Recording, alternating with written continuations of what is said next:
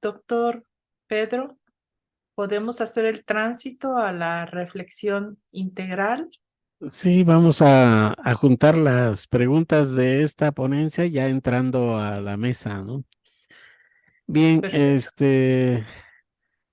vamos a solicitar a uno de los ponentes que, así como lo hemos hecho, de que nos apoye, ¿no?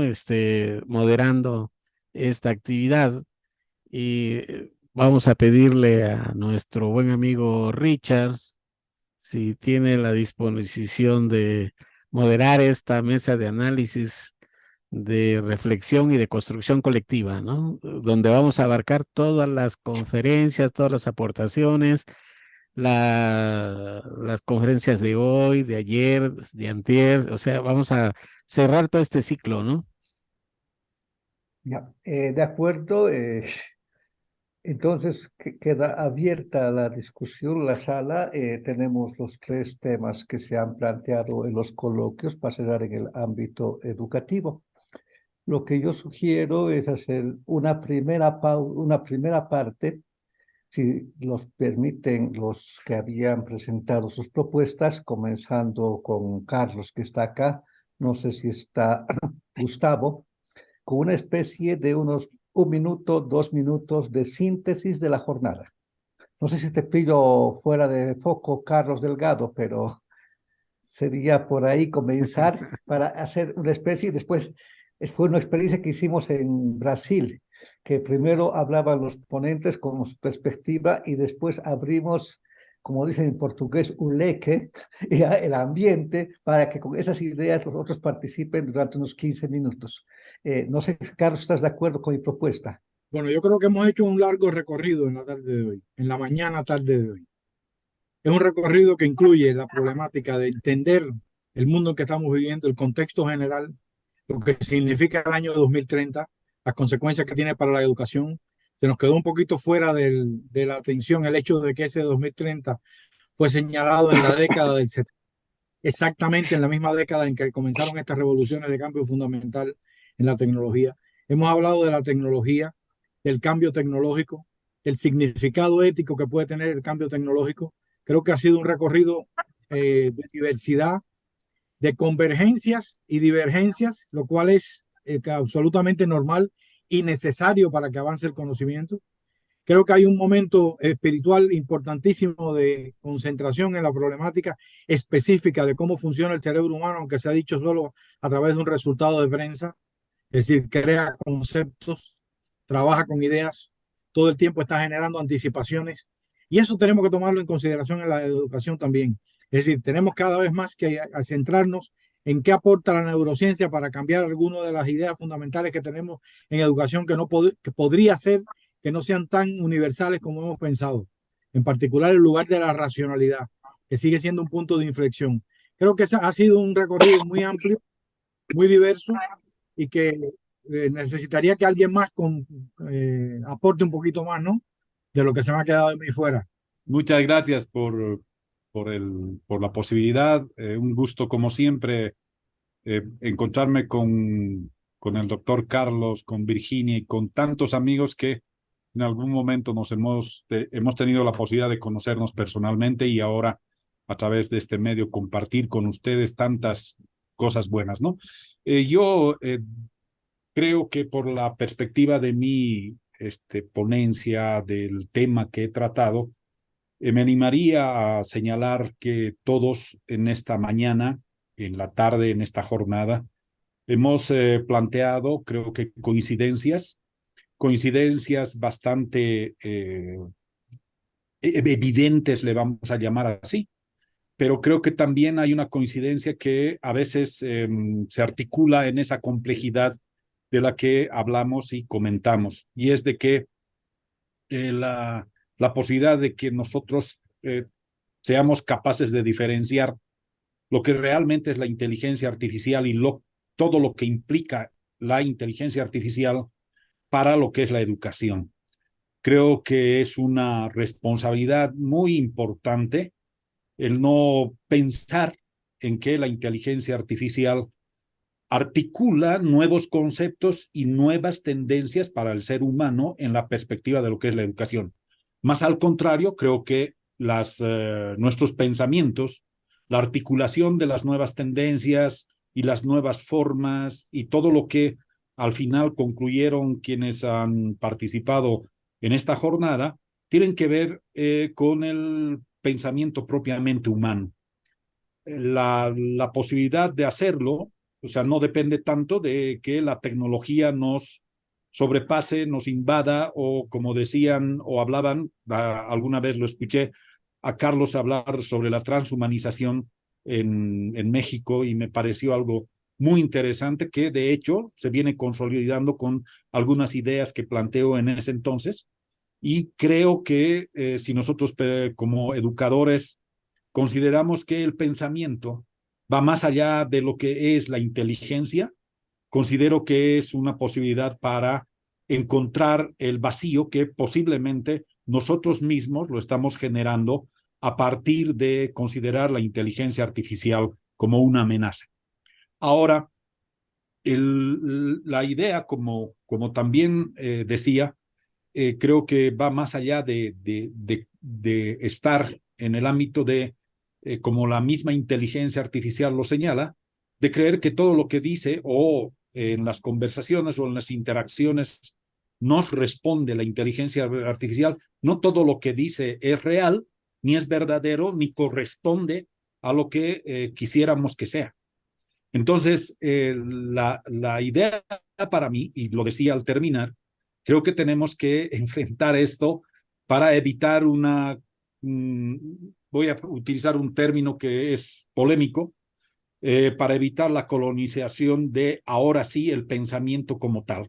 Entonces, esa es mi postura, eso he escuchado hoy, me parece que coincidimos en muchas cosas, hemos generado una posibilidad de interconectar muchas formas de ver este tema, pero sobre todo una forma de interconectar el pensamiento en la temática que se ha abordado, desde la ética hasta el uso de lo que es la inteligencia artificial en la educación. José Rafael, ahora para seguir con los Josés. Ten la gentileza, por favor, José, un abrazo.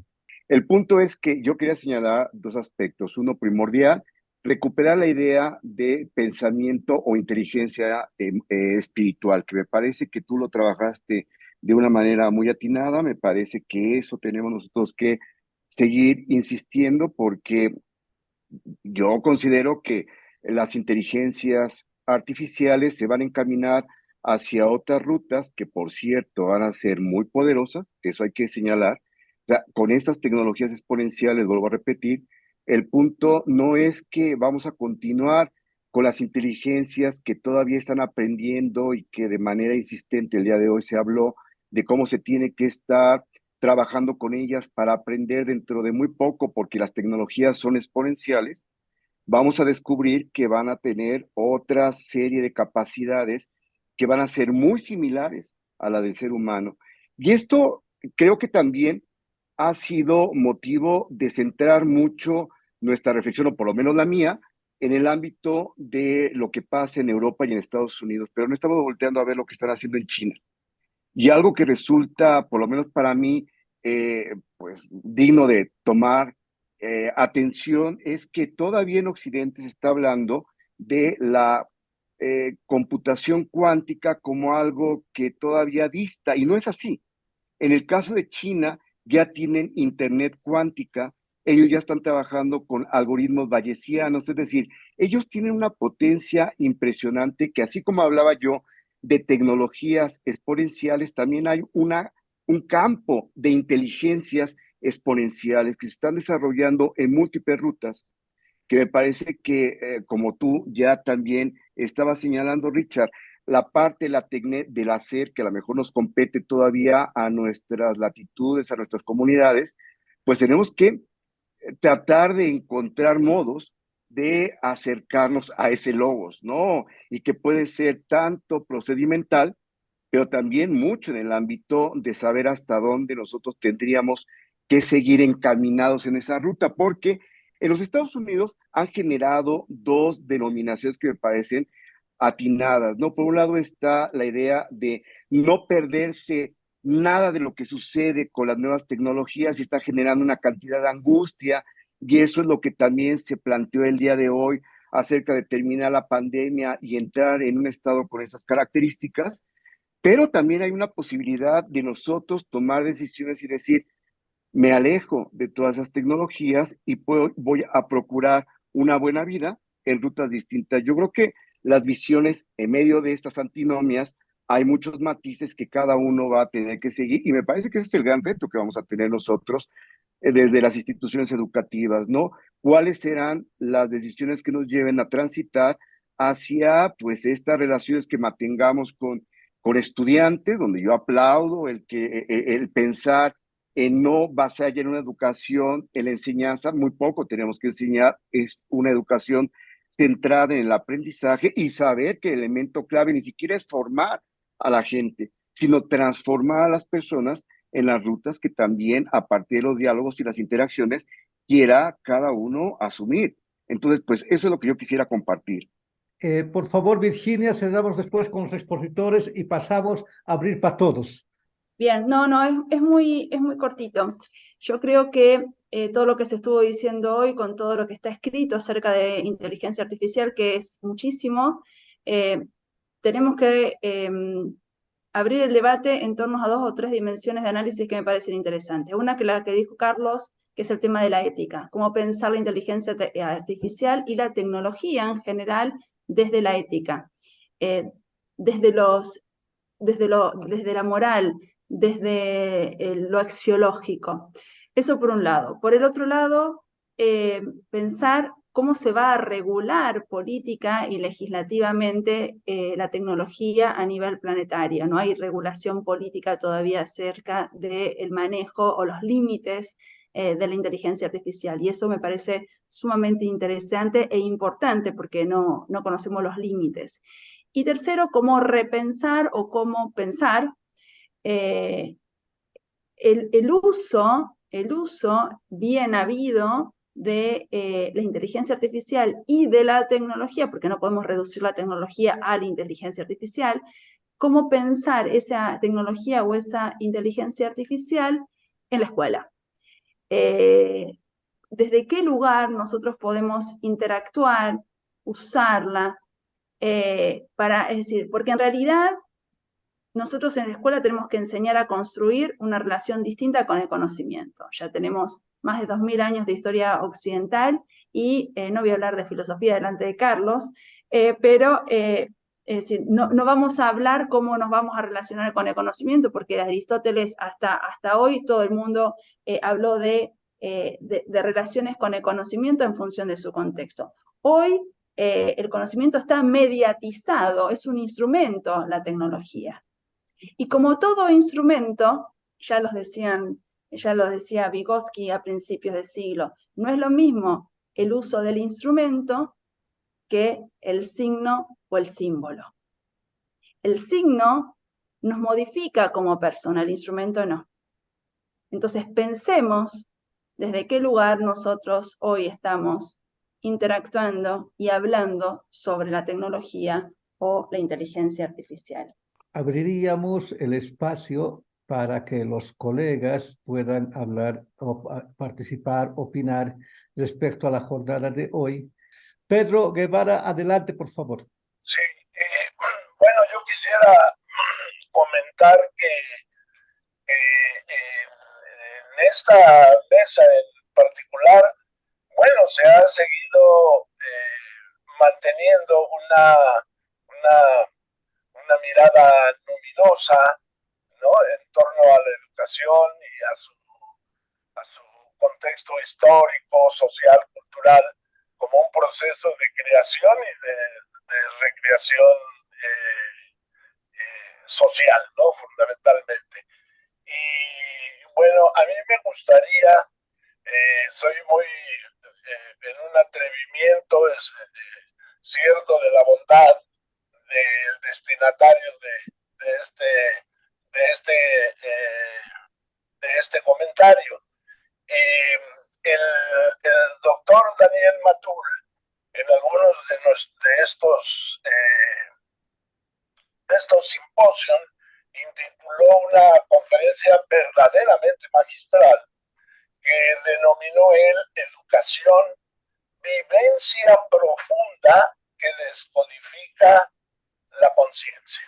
Y bueno, en esta parte él menciona que teniendo presente el espíritu que nos ha movido ya más de una década por el pensamiento complejo, él dice, se argumenta en la fascinación por edificar inédito humanismo y dice, nos propone discutir nuevas posibilidades educativas en favor de la liberación de la psique humana, de la criba lógico-racional, donde conocer la realidad del universo, de los sueños y de los anhelos, pues se ha visto a veces condenada a la comprobación objetiva del laboratorio. Sin embargo, bueno, parece ser que esta parte ya la hemos trascendido, ¿no?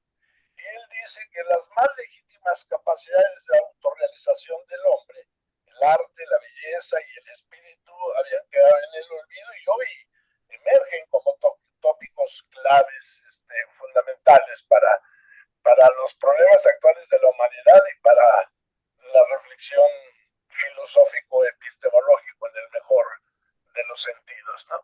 Entonces, a mí sí le pediría en este abuso, le pediría a don Daniel Matul, que ya veo que está nuevamente con nosotros, que nos regale un comentario, ¿no?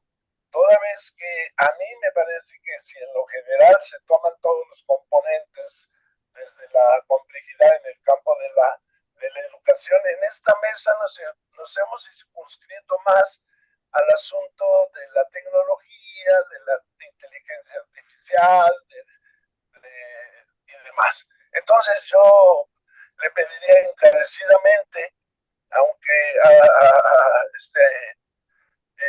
confiado en su capacidad de síntesis o de la fuerza de su palabra y de su corazón, que nos haga un comentario, por favor. Muchas gracias por la alusión del doctor Pedro Guevara. Realmente estoy impresionado con lo poco que pude escuchar y voy a empezar en una síntesis muy corta mencionando que el mundo es más grande que Occidente, como decía Virginia. Me parece que es muy importante. Por mi condición indígena, por mi condición de maya, ayer escuché varias ponencias importantísimas, pero qué lástima que no se pudieron unificar con el pensamiento de Richard Villacorta, porque lo que yo quisiera plantear y que no me da tiempo es la forma de pensar en nuestros contextos o de repente la forma de no pensar, que tiene que ver mucho con el símbolo, tiene que ver mucho con la mitología, que tiene que ver mucho con el silencio, y que este silencio desafía la ortodoxia científica para ampliar el conocimiento por la vía del misterio, por la vía de lo sagrado y por la vía de la pasión. Esa razón que con altivez y con soberbia decía conocerlo todo, pues aquí en nuestra América, nuestros pueblos indígenas han desafiado esa ortodoxia. Y entonces yo quisiera plantear algo, ¿cómo no pensar esa tecnología? ¿Cómo no pensar esa inteligencia artificial? Nosotros, cuando no pensamos, en el sentido de David Bohm, penetramos al universo implicado. Y en ese universo implicado, donde está la nada, donde está el vacío, donde está el silencio, entramos en un diálogo consigo mismo. Ahí se generan todas las posibilidades éticas, todas las posibilidades morales, todas las posibilidades de la conducta, y cuando regresamos al universo explicado, ya sabemos qué es lo que tenemos que hacer sin dañar al prójimo. Sabemos cuál es ese nuevo humanismo. ¿Sabemos por qué se nos ha dicho que el humanismo llegó a América con la invasión de Cristóbal Colón en 1492? Pero aquí había ya un humanismo, están los discursos de que Quetzalcóatl, por ejemplo, hay que acercarse al Popol Vuh para encontrar ese humanismo que trascendía lo que ahora estamos buscando con esa educación, con esa nueva educación en la educación nuestra. Si hablamos de educación, tenemos que hablar de la Vía Láctea. Si hablamos de educación, tenemos que hablar de todo el sistema planetario. Si hablamos de cambio climático, tenemos que hablar qué está ocurriendo con los cambios energéticos que está llevando a cabo el Sol y qué es lo que está ocurriendo con todo el universo. Por eso es que consideramos que llegar al vacío es muy importante, y eso lo podemos lograr a través del mito, a través de la poesía, a través del símbolo. Dijéramos entonces que para nosotros entender las nuevas posibilidades de la inteligencia artificial, necesitamos hacer un silencio profundo. Por supuesto que en la concepción de nuestro universo, no en la concepción de la vida, no seguimos las huellas de Aristóteles, porque para él es un universo unificado. Para nosotros, el universo es paritario y parido. Es decir, nosotros nos movemos en la paridad. Eso se llama Cabahuil, y que es el universo implicado y el universo explicado. De ahí es que tenemos nuevas perspectivas de humanismo tan antiguas, pero tan reales en estos momentos. Si nosotros pudiéramos hacer algún seminario para no pensar, en vez de pensar, en vez de pensar las nuevas tecnologías, en vez de pensar la inteligencia artificial, ¿cómo sería un seminario el no pensar las tecnologías, el encontrarnos como seres humanos? Y que esto tendría una gran dosis. Por ejemplo, cómo entender el diálogo de nosotros con los símbolos, cómo entender el diálogo con el silencio, cómo entender el diálogo con la mitología. Hay un momento en que nuestros libros sagrados, por ejemplo, el Popol Vuh, entra uno en una fase de tuteo con el libro hasta convertirlo como una forma de vivir, como una forma de expresarse. Es decir, nos damos cuenta que el Popol Vuh está en nuestro corazón, y qué es lo que plantea ahora la ecología profunda, entender la vida desde el punto de vista espiritual.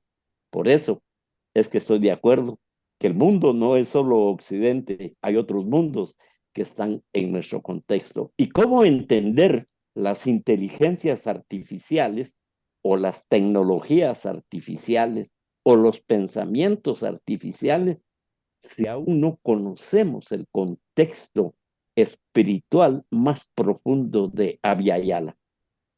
Creo que debíamos de tener un seminario para conocer qué es lo que hacemos los pueblos indígenas, por qué hemos sobrevivido la pandemia sin recurrir a las recetas de Occidente.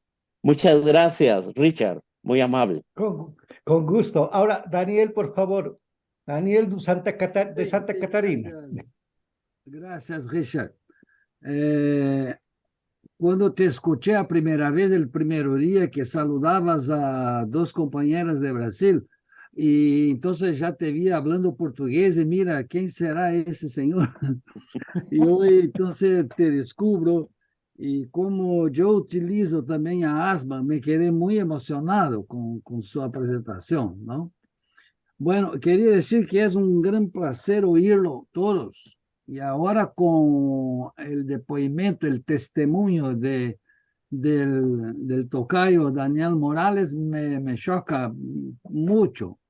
Entonces, yo pienso que aquí está haciendo un tiempo pedagógico. La característica del tiempo pedagógico es abrir los espacios de identificación de las afinidades. Entonces, cuando Vygotsky trabaja su concepto lapidar de zona de desarrollo, esa zona es una noosfera. Esa zona es una zona de creación, de identificación, no creación, de identificación de afinidades. Afinidades para convivir junto, con amor, con respeto, con curiosidad, con todo que fue hecho en esos 3 días. Entonces, nosotros acá nos escuchamos. Y a cada hora que uno escucha al otro, el corazón bate como se está hablando por el otro cuerpo. Impresionante, ¿no? Entonces, yo quería decir que la reflexión que trago a ustedes, que me permiten, y el querido profesor Pedro, así nos estimula, es de que hay una distinción muy fuerte en este momento en el estado mundial de emergencia climática y humanitaria, que es sobre el tiempo pedagógico. Entonces, hoy, este año, la señora que ganó el premio Nobel de Química o Física, no sé cuál, es una señora que está trabajando con el tiempo en la dimensión 10⁻⁹, o sea, 1/1000.000, 1.000.000.000 de segundo. Se llama AT-segundo. Hay un nuevo concepto. Ese es el tiempo de la revolución cuántica, que ya está aconteciendo, como falou el señor el otro señor que me habló ahí, ¿no? El José Rafael. O sea, este tiempo de una velocidad cuántica es un tiempo que excluye el tiempo pedagógico en el cual las culturas del cuidado se establecieron. La pedagogía de la cultura del cuidado tiene que tener escucha, tiene que tener caminadas, tiene que tener reflexiones. Y es claro, tiene que tener libros o memorias orales, porque en muchas culturas no tenemos los libros físicos, pero tenemos los libros incorporados.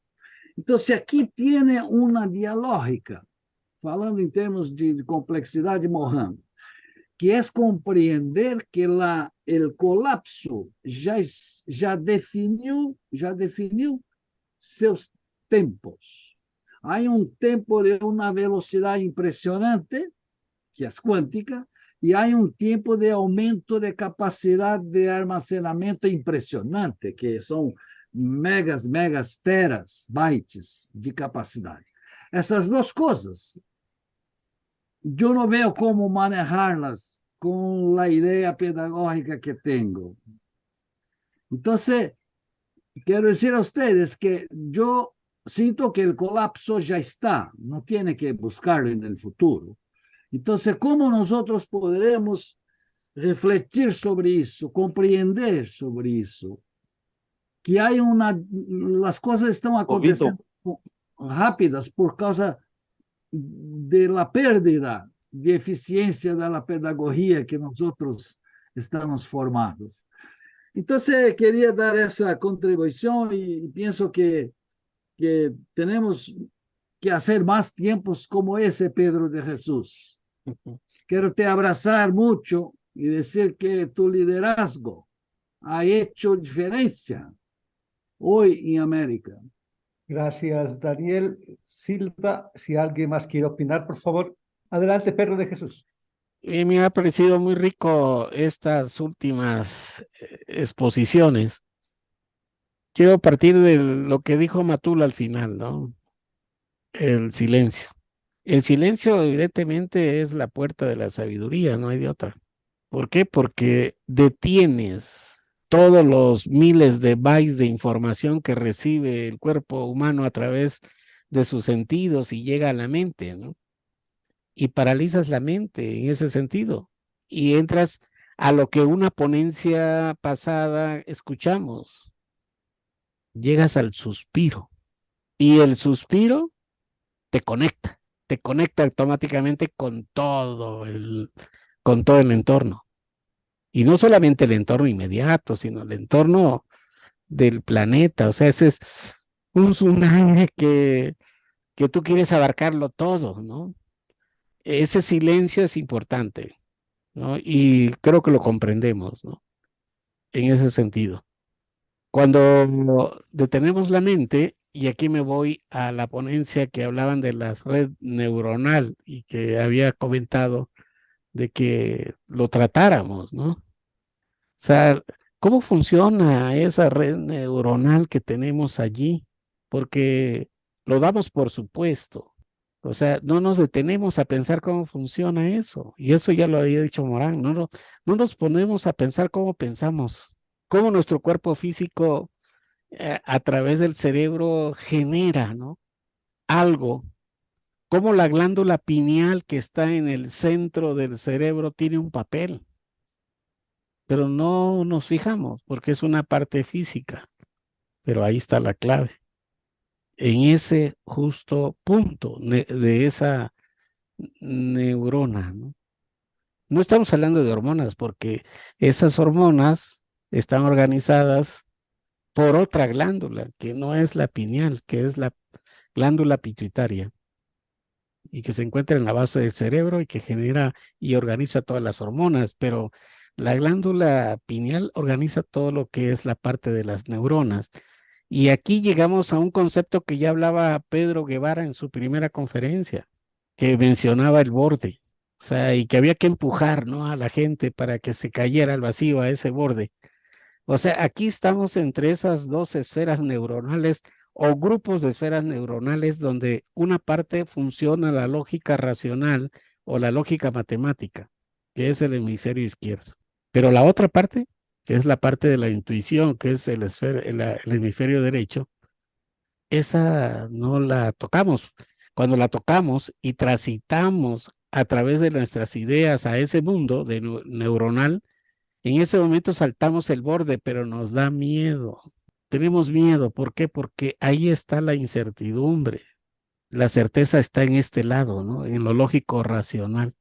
Y ahí nos movemos, y ahí construimos conceptos, y ahí categorías, y ahí diseñamos todo en ese grupo neuronal. Pero es el momento de, como decía por ahí Pedro Guevara, o sea, hay que lanzarnos a ese mundo neuronal que todavía no explotamos y que representa más del 90% del ejercicio neuronal que tenemos. O sea, es falso lo que se dice científicamente que el ser humano utiliza el 10% de las neuronas. No, ni siquiera el 1% lo usamos. O sea que estamos todavía en esa época, no de la barbarie, sino más atrás todavía. Un poco modernos, pero más atrás, en el sentido del uso de las neuronas. Entonces, aquí estamos, digamos, en un plano en el cual esto lo podemos sacar de allí y nos ubicamos a nivel mundial, ¿no? A nivel planetario. Y pensamos que ese planeta es justamente el cerebro, porque como se dice por ahí, como es arriba es abajo. Y como es abajo es arriba. Entonces, si abajo a nivel neuronal es así, entonces observemos el planeta. Y entonces al observar el planeta vemos allí desde afuera, desde una nave espacial, vemos un silencio, pero porque no lo escuchamos, pero tiene sonido. O sea, el planeta tiene sonido cósmico, no más que nuestro oído está atrofiado, no lo escuchamos. Pero sí vemos al planeta y lo vemos allí, ¿no? Y decimos, bueno, podremos llegar esas partículas pequeñas que ahora discutimos de conocimiento, podemos plantearlos a ese plano a nivel del planeta. Podemos, como dice Edgar Morán, retomar el planeta como un contexto en nuestra mente, ¿Podemos retomar las galaxias o todo el universo en nuestra mente? Para que el universo sea como se dice por ahí herméticamente, que el universo es mental. O sea que este es el dilema, digamos, donde se juntan todos los conocimientos que hemos generado. Y cuando llegamos a la cuestión artificial, por ahí planteaba ya uno de los ponentes. O sea, esta lucha o esta controversia entre la inteligencia artificial y por el otro lado el pensamiento humano, hay una gran diferencia. Evidentemente hay una gran diferencia. O sea, ese contenido humano no lo tendrá nunca la inteligencia artificial. No lo va a tener porque no es justamente humano, es un instrumento. Y el hombre, la humanidad, ha generado instrumentos para destruir a la humanidad y destruir el planeta. O sea, tenemos que cambiar esa lógica, ¿sí? Tenemos que cambiar ese sentido. Tenemos que pensar en una humanidad que utiliza sus instrumentos para el bien de este planeta y para la vida de este planeta y para la vida de todo lo que está. Es cuanto. Gracias, Pedro. Pedro, Carlos, levantaste la mano y después tú, por favor, José. Carlos Delgado, adelante. Solo una observación a propósito del comentario que hacía Pedro. No utilizamos el 10% del cerebro, utilizamos el 100%. El cerebro tiene una actividad intrínseca. No depende de que nosotros racionalmente creamos que estamos utilizándolo o no. Él está funcionando todo el tiempo, llevando el censo del organismo y realizando la actividad de reconocimiento del mundo y de anticipación de nuestras acciones en el mundo. Nada más que quiero anotar que es un poquito más complejo que esa caricatura de los porcientos. No hay porcientos. Funciona 100% todo el tiempo y aprovechamos ese funcionamiento. Es una gran red, funciona como una red y ese funcionamiento como red todavía no lo entendemos a profundidad. Necesitamos mayor comprensión, pero es un funcionamiento interesante. Genera el mismo resultado yendo por caminos diferentes. Eso es una característica de la actividad cerebral importantísima. La anticipación es una característica fundamental. Creamos realidad. El factor palabra, la importancia que tiene en el funcionamiento cerebral es enorme, lo cual nos dice que el cerebro crea sociedad, crea realidad social. La realidad social no existe sin nuestra actividad práctica, pero el primer paso de su creación se da en el cerebro humano, a través de la palabra y las generalizaciones que se generan en el cerebro. ¿Es una maquinaria? No creo que sea una maquinaria. Es una entidad orgánica, no es una maquinaria. Podríamos llamarla máquina en el sentido francés del siglo XVIII, siglo XVII. Es decir, en el sentido genérico de la palabra máquina, algo que funciona, pero no es una maquinaria. Es una entidad orgánica que regula las actividades de nuestro cuerpo. Creo que necesitamos profundizar en eso desde el punto de vista educativo, no para hacer una neuroeducación como una moda, sino para entender cómo los avances de la neurociencia nos permiten entender los procesos cognitivos. Muchas veces hoy enfatizamos el valor de la imagen porque con la imagen llevamos el concepto y no nos damos cuenta que lo fundamental es el concepto que está en la palabra. Puede ir a través de una imagen, eso no es un problema, puede ser la vía la imagen, pero la imagen tiene que expresar un concepto para que llegue. Tiene que despertar esa curiosidad de la que se habló hoy, lo tiene que despertar conceptualmente. El cerebro funciona conceptualmente, generando conceptos, clasificaciones y generando una experiencia del mundo. Y a partir de ahí puede censar el mundo exterior. Es interesantísimo porque es una creación constante. Y muy importante, la palabra no es la palabra de uno. Ese es un factor fundamental porque no existe la mente de uno solo. Para que haya la mente de uno tiene que haber la mente de dos, por lo menos de dos. Por tanto, la palabra, como decía Wittgenstein, no existe el lenguaje de uno solo. Es un lenguaje colectivo, social. Por tanto, es al mismo tiempo una entidad que forma parte de un cuerpo individual, pero que está conectada con el resto de cuerpos individuales semejantes. Y a partir de ahí tenemos una creación compleja de realidad social y de realidad comunicativa. Creo que Pedro tocó cuestiones importantes y creo que hay que enfatizar el valor que tienen para la educación. Ese es el propósito. Gracias. Gracias, Carlos. José Rafael, por favor, y después Pedro Guevara. Sí, dos cosas a mí me parece que es importante. Una, anotar también como para abrir y intensificar el debate respecto a lo planteado por Pedro. Pues nada más quiero recordar que Sabine Hosselfelder es una física la cual hace una analogía suponiendo que el universo es un ser orgánico, ¿no? Que tiene similitudes con nuestros cerebros y con una práctica constante de construcción de redes, que es lo que finalmente se ha estado trabajando desde la complejidad y concretamente la imagen. Y en relación con lo que señalaba ahora Carlos, y también apostando un poco a esa búsqueda del silencio, me parece que hay una también, pues como constante en hacer notar que la imagen necesariamente tiene que pasar por el apalabramiento, ¿no? La idea de Heidegger. A mí me parece que hay un trabajo que se hace desde el arte, que es eminentemente plástico, que no tiene absolutamente nada que ver con una construcción figurativa o en relación con lo que hasta ahora concebimos con la realidad, porque esa es una manera nueva de concebir nuevas realidades y se hace desde el silencio. Es decir, a mí me parece que la dimensión plástica de la imagen visual es un elemento clave. Nosotros tenemos mucha claridad de que hay una imagen icónica y una imagen visual que tenga unas características de plasticidad que está ajena y que es la que comienza a indagar, a rascar eso que para Nicolescu lo reconoce como el tercer oculto. Entonces me parece que ahí hay una dimensión también importante que yo quisiera señalar para que podamos también plantear algunas ideas respecto a esto. Gracias, José. Pedro Guevara, por favor.